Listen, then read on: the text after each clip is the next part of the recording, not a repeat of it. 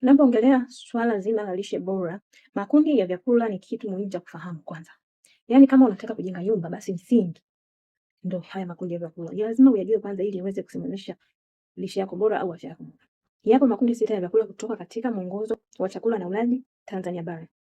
Makundi haya yamegawanywa kwa kuzingatia umuhimu wake, lakini pia kuzingatia virutubisho vilivyomo kwenye makundi hayo. Hivyo makundi haya hayajawekwa tu kwa sababu watu wameamua kuona kwamba vinafanana maumbile yake, unaona, yamewekwa kutokana na virutubisho vilivyomo katika hayo makundi, ndio maana yaliwekwa pamoja. Tusichanganye vitu.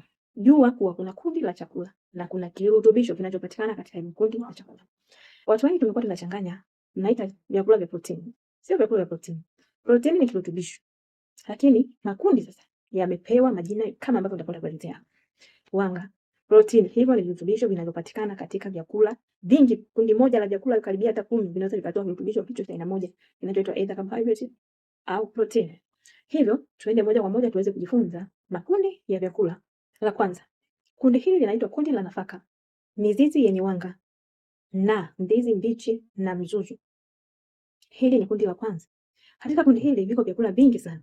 Kuna mahindi, kuna mtama, kuna mchele, kuna ngano, ndizi mbichi hizo, kuna mzuzu ile aina zote, miogo, kuna viazi, kuna magimbi. Vyakula vya mizizi vilivyochimbwa chini lakini vina wanga. Hivyo ndio vyakula ambavyo vinapatikana katika hili kundi. Ngano hizo, ulezi uko hapo. Katika kundi hili vyakula umeona hapa nimetaja vyakula vingi sana, ila kirutubisho kinachopatikana ni hiki kinaitwa wanga. Na kazi yake mwilini ni kuhakikisha kuwa mwili wetu inapata nguvu. Nguvu inahitajika kwa ajili ya kuendesha mwili na shughuli zetu za kila siku. Lakini kundi hili ni kuwa nalo kwa makini kwa sababu pale ambapo kuna shughuli nyingi za kufanyia inatoa nguvu. Kwa hiyo kama huna shughuli yoyote ya kufanya ambayo inakufanyisha utoe nguvu nyingi, punguza hili kundi. Usiache kabisa. Punguza. Kuna watu wanazida takataka ugali wanasema ni wanga na wali. Basi haya mengine hawayataji. Ila haya yote niliyataja hapa wanapata kirutubisho cha moja kinachoitwa wanga. Na ni muhimu kwa ajili ya miili yetu, lakini kula kwa kiasi. Kila kitu kikiwa excess is harmful. Kula kwa kiasi. Hakikisha kuwa una limit, unajidhibiti ulaji wako. Kama unajua wewe ni mama nyumbani ambaye hutokitoki sana, punguza ile kundi, kula portion ndogo sana. Ili kisiende kuzidi mwilini. Kikizidi kinaanza kujirundika kupitia kwenye ngozi, pembezoni mwa ngozi, ndani ya tumbo, kwenye mikono, kwenye makalio na sehemu nyingine. Inajirundika, akiba ile inajirundika. Kundi la pili tunaita ni kundi la vyakula vya asili ya wanyama. Vyakula vya asili ya wanyama tuna vyakula vingi sana. Vyakula pia vinatokana na wanyama na mazao yake. Tuna nyama zenyewe za aina zote, nyama za wanyama wote za porini na zile za kufugwa.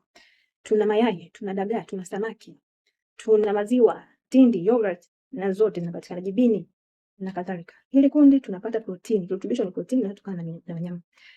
Kazi yake kubwa kwa mwilini wetu ni kuhakikisha kuwa miili yetu inakuwa repaired, yani kujenga miili, tissue, kucha, nywele, misuli na kadhalika vinasaidiwa sana kujengeka na hili kundi.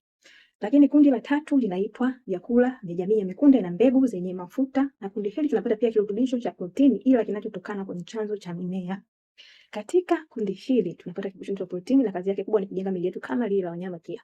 Vimewekwa tofauti, vimetenganishwa tofauti kwa sababu vina vitu vyake tofauti. Kitaalamu kabisa. Lakini kundi la 4 tunaita ni matunda aina zote. Matunda yale ya kulimwa na yale ya porini yote yana faida sawa.